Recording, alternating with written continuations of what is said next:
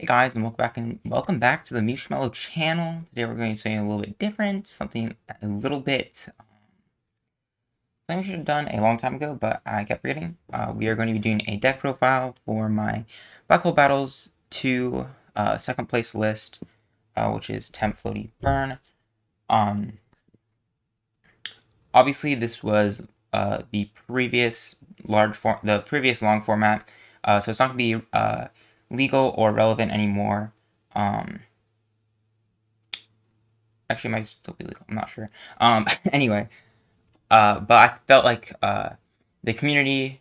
I feel like we need to do a better job of like posting deck profiles and making sure there's lots of easily available lists out there. So I decided to be the change that I wanted to see. So we're gonna be doing this. So just if any of you ever win or get top 4, top 8 of a tournament, I'd love to see people's lists on YouTube. I think that's a great place for us to share stuff like this with people who are new and just like other people that we play with. So,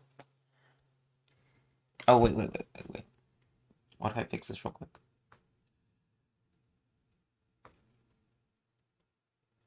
Okay, that's better. It was backwards. Okay. Alright, so this is tempfloaty burn. A little bit about this list and why I played it. Obviously, in that format, Single Control was considered probably the best deck by quite a bit. Um, and part of that, like, there was a lot of reasons why, but that deck had lots of removal options. That deck had lots of damage mitigation. That deck had really strong burst options itself, like Cerebram and Skelligas, and all those things that made it really tough to fight against. And so that's kind of why I made this deck, Tempfloaty Burn, was because it's very, admittedly, it's pretty non-interactive. So it doesn't try to keep a board, so your opponent doesn't really care about your opponent's removal. It doesn't try to attack your opponent directly, so it doesn't really care about their damage mitigation and stall options.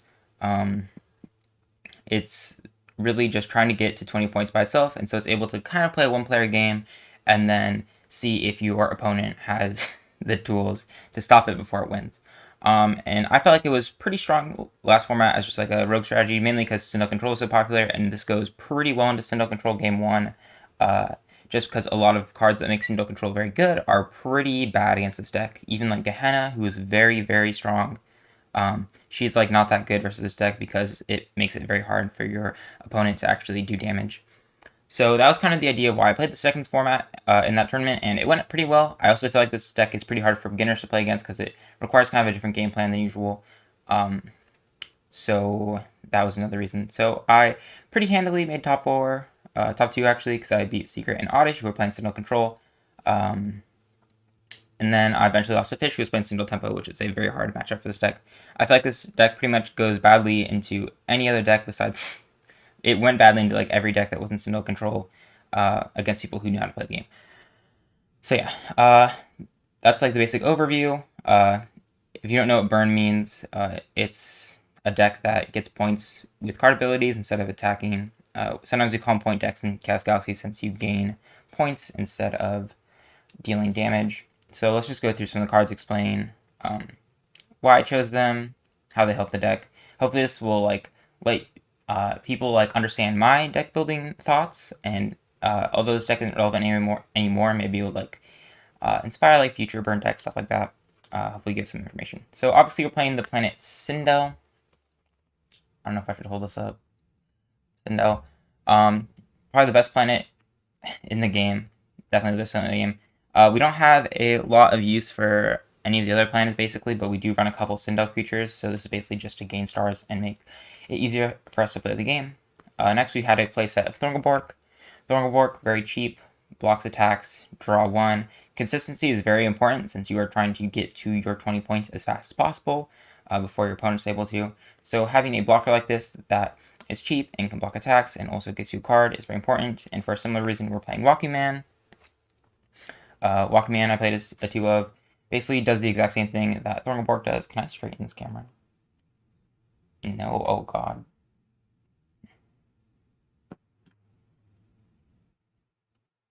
Okay, pretend this is fine. I made this is just crooked. Okay, I think that was just crooked. Ah, okay. So that's why I played Walkman. Also, Citadel ability makes it like 2 stars instead of 3, basically. So that was very helpful. And then next we were playing Shockafly. Shockafly is... So these are basically our like consistency creatures for helping us draw cards. So they serve very similar purposes. And next is Shockafly. When your opponent attacks kills this creature, then it ends their turn. Makes this a very good like stall card, damage mitigation kind of thing.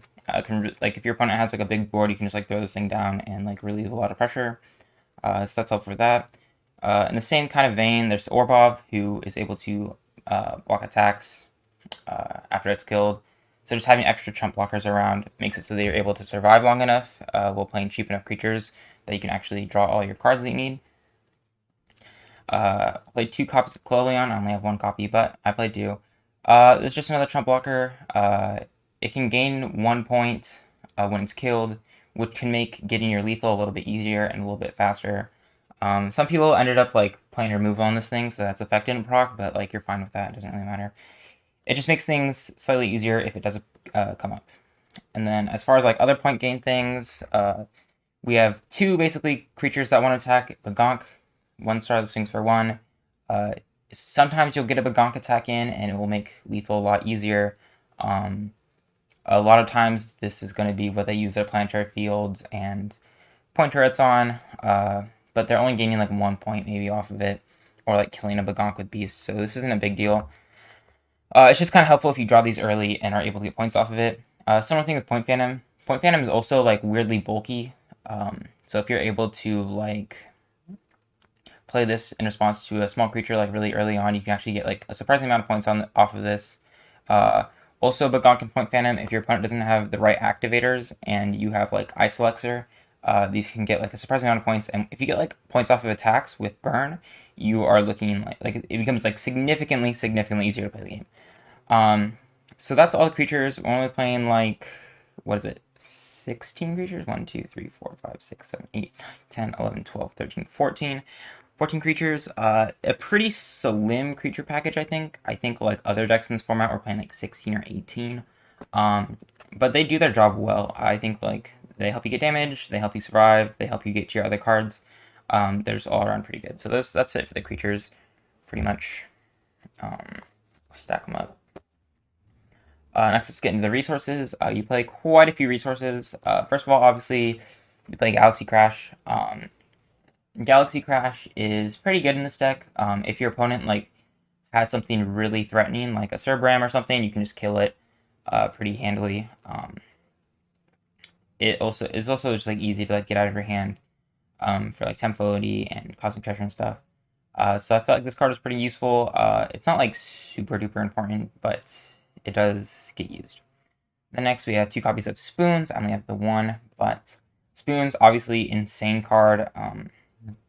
You're able to like get through your deck so much faster with this thing. I'm surprised it's still not banned. Oh my god, it's just so good. It's especially good in this deck because if you're like there's not a lot of cards you like really care about holding on to, so just being able to like kill something, get through your deck faster, see what's happening, is really good. Sometimes you get like kind of annoying things, like you see both Pointatoes, but then you just like put one in hand and put the other in the bottom of your deck, and then I don't think you have a way you don't really have a way to shuffle, but you can get the bottom of your deck pretty easily. It's like not that hard. Next we play Cosmic Treasure. This is like our other draw power card. Galaxy Crash is really our only removal, and these are like our draw power cards. Cosmic Treasure, if you have less cards in hand and on field, then you get to play it, and it is very easy to play this card in this deck. Basically every card you have is like a -1 besides like Welcome Man and Thorngobork, and Cosmic Treasure, I guess. But it's like really easy to like dump resource cards and then just like play Cosmic Treasure for free. So pretty good card. Next we're playing Starpath. Starpath's kind of a weird one that we played. Basically you get to pay 4 stars, and draw, or you get to pay up to like 20 stars and then draw 1 card for every 4 cards played. You basically play 2 of these to, like, you play a lot of small creatures, so you're eventually going to ramp up to bigger amounts of stars. Starpath is, we play 2 because it's really important to get like 1 and like draw 4 or 5 off of it. Like it goes like plus, it can go like +3 like pretty easily. So it's very good. Usually you don't like have to see both to like get through your deck that fast, but you just play two because you really want to see one of them, I think. So it's a very strong card. Uh, Played in like basically decks that don't need stars, and that's basically it. So those are like our draw cards. These are gonna help with our consistency and just getting to our points faster. And next we're gonna be playing the iconic point card. Just play set. This thing gains 1 point. That's it. It's not like the best point gain card, but it's just a point gain card. There's like no way to interact with it besides tempfloaty. Um, it's just like part of the deck that makes it function. Also, like the -1 helps a lot with like cosmic treasure. It also helps with manipulating potatoes and stuff, which we'll get into in a second. And of course, we play Point Tree. This card is so funny. It is the only card in the game that can cause a tie, which is annoying, but it does help you like retry in game ones, basically. But it also does gains you a lot of points. So as long as you're staying ahead in points, this is like really good for closing out games. I've closed out so many games with this card. It's really quite strong. And next, we're going to be playing two potatoes. I don't have any copies of it, but imagine this is a potato. Potato, basically, after 5... okay, so whenever somebody plays a resource or activator, the potato switches sides. Which means... And then after 5 turns, the person who sided on gets 5 points, and the potato dies. So if that made sense. But basically, since you have so many resource cards, and they're all very easy to play, it's very easy to just drop a spoons or points or a cosmic treasure. It's very easy to manipulate this card and keep it on your side. And then also, like as a bonus, is that when your opponent does play a resource card, all of a sudden this card is blocking their zone. It's like a super jank slush infestation kind of deal, which means they generally have to spend more stars to pay more resources. And it can kind of inhibit their plays a little bit, which is quite good. I felt that was like pretty useful against like Single Tempo especially, and even Single Control to an extent. So this is kind of like the bread and butter of this deck. Like if this card gets interrupted for like by like Relic Hex Mine, or if it gets killed by like Comet, it becomes like very, very, very hard to win the game. So ideally you want to see both of these as soon as possible, and hopefully nothing interrupts them. Then we have 2 copies of Floating Temples of tempfloaty. If I was going to revisit this deck, I might cut this to 1. This is the namesake of the deck, and it's mostly because the card is really funny, and it was like surprising to see play at all. Basically, when you have no cards in hand, you get to gain 1 point and then gain 2 stars. Tempfloaty is not super relevant most of the time. Most of the time, it's just kind of a brick, but there are games where you get like really close to winning, but like you lost maybe, like you weren't able to get like a point off something else, like you lost one point tree or a potato or something, or you weren't able to get your Begonk attacks off, and this can really help close out games in those scenarios where something else interrupted you. So this was a nice card to have, and it definitely won me some games, but it's definitely not the best card in the deck. Also, it has such a good art, you have to appreciate this. Come on. It's the best card in the game. So that's it for the resource cards. A lot of draw cards, a lot of point gain cards, and 1 piece of removal. So that's kind of how that went down. And then let's get into the attachments. You're going to play one attachment, you're going to be playing Ice Elixir. Ice Elixir, you attach it to a creature, that creature can no longer enter battle zones. This is going to help slow down your opponent, make sure they can't gain points, kind of relieve some pressure off of you. That's kind of another stall card as you can get your point cards and then give to your 20. This card is really good in some matchups, like versus Sindel, it's pretty good. Versus Gauss, it was really awful because they would just kill their creature and they'd search something else anyway. So yeah, sometimes you side this out in certain matchups, so most of the time it's like pretty good. Then we have 3 activators. We're going to be running 2 Relic Hex Mine. I wasn't sure about this card at first. This card has been switched. Like, originally this card was like Star Mosaic, and then it was like Rainbow Quill, and now it's Relic Hex Mine. Basically the worry was that like an activator would slow down your tempfloaty, like would inhibit your tempfloaty play, which does happen sometimes. It will like mess up your tempfloaty in the end game and like ruin things. But in general, it's just like a +0 consistency booster. Super good. Helps in the mirror on the off chance you run into the mirror. So yeah, a pretty useful card. It's like I think it's pretty good in this deck. And then of course we have Pointeret as the final card, and this is pretty much a staple in most decks at this point in time, and in last format too. It's super good in this deck. It basically helps you with your point gain. this card can, like, usually you get like 2 or 3 points off this card depending on the matchup. If you get like 4, then like that's super good, and you're popping off. So that's the entire main deck that I played. Overall, it has pretty volatile matchups. It goes pretty good into single control game 1, but it can be like there's like a lot of sideboard options that you can play, like Rewind Wormhole or Crow Rock Comet, that kind of shut this deck down pretty easily. Um, and then into other matchups like Sindel Tempo and Gauss Combo, it like struggled really hard, I think, because those decks just had more aggression and they were able to kind of outspeed Burn. But overall, I feel like it was a pretty good deck for like the tournament that I chose to play it in, because I felt like a lot of people were gonna play Sindel Control, and I was able to beat those people, and so it like played really nicely. It's also nice because it's a pretty chill deck. Like there's not a lot of lines you have to think of. Like occasionally you have to think about your lethal. You have to think about how you're gonna get to 20 points, and then you have to kind of adjust your game plan sometimes. But generally, it's a pretty simple deck that's pretty easy to pick up, and like play at a high level. So that's the main deck, and here's some of my sideboard options for that tournament. As far as creatures, I just played Pelfam. This is usually a staple in most decks. I feel like it wasn't that useful in this deck, so I just put it inside just in case. Being able to like bounce and swing for 3 is like pretty good. Getting that 3 extra points in would be amazing. It's also kind of like a surprise pick if they waste their like point turret and field and beast on like your Bagonks and point phantoms, then you can bring this out and just like randomly swing for 3 sometimes.